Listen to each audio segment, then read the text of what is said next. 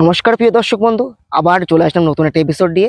আজকের এপিসোডটা হচ্ছে পটল রোপণ বা পটল চাষ কীভাবে তৈরি করতে হয়। তো আজকে আমি পুরোপুরি সব কিছু দেখাবো। পটল গাছের গ্রোথ, পটল গাছের চাষের পদ্ধতি, কী কী সার প্রয়োগ করেছেন চাষি ভাই। তো দর্শক বন্ধু, এই যে আমি যে জমিতে আমি এসেছি, সবথেকে বড় চ্যালেঞ্জিং ব্যাপার হচ্ছে চাষি ভাইয়ের, সেটা হচ্ছে জমিটাকে সঠিকভাবে নির্ণয় করে গাছটাকে তৈরি করা।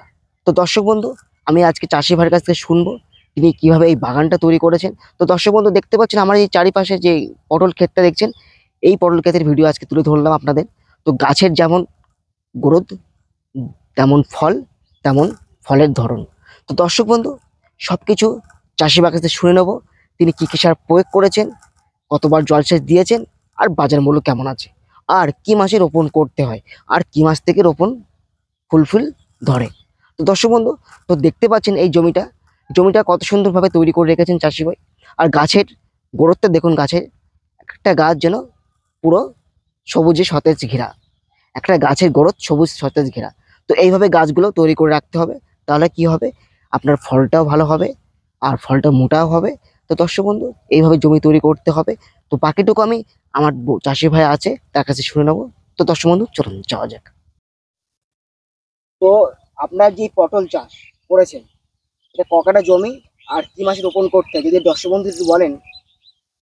এই পটলটা মোটামুটি চাষে প্রতি বিঘে ওই 1 বস্তা করিয়ে খোল, মানে 50 কিলো খোল, 50 কিলো 10-26 দিয়ে জমি চাষ করে তাতে আমরা নদ বসাই।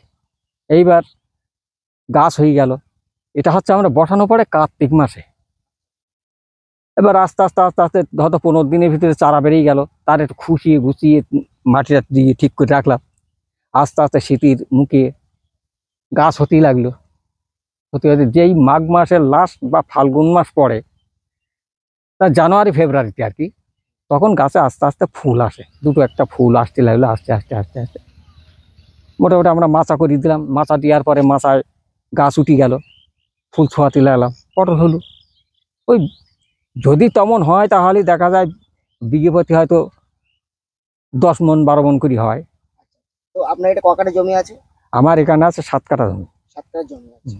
তো এই পটল চাষ আপনার কি মাস থেকে ধরুন ফুল পাওয়া যায়?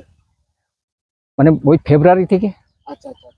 আর কি কি সার প্রয়োগ করেন এটা যদি বলেন। পরে আমরা সুফলা দিই। মানে প্রথমে যেমন বললাম সারগুলো, যে চাষে দেওয়া পরে 50 কিলো খোল, 50 কিলো 10-26 1 বিঘে জমিতে। তার পরে ওই হচ্ছে সুফলা, কেউ 20-20, কেউ 15-15, এইভাবে সার প্রয়োগ করে অল্প অল্প করে জমি বিশেষ। আর সেচ ব্যবস্থা কেমন করে দিতে হয়, জলসেচ? সেচটা দিতেই হবে। যখন যত তাপ পড়বে তত মাটিটা যত নীল রাখা যাবে তত সুবিধা হবে, গাছগুলো ভালো থাকবে, ফুল ফলও ভালো হবে। তো এখন কি বাজার মূল্য কি ভালো আছে? বাজার মূল্য মাঝামাঝি, খুব ভালো না, কিন্তু এবার পজিশনও ভালো না, তাহলে ফুল ফল সেভাবে হচ্ছে না গাছে। অতিরিক্ত তাপের জন্য? তাদের জন্য কি অন্য কোনো ইদারের জন্য যা হোক একটা ব্যাপার আছে। ধন্যবাদ আপনাকে সুন্দর বলার জন্য।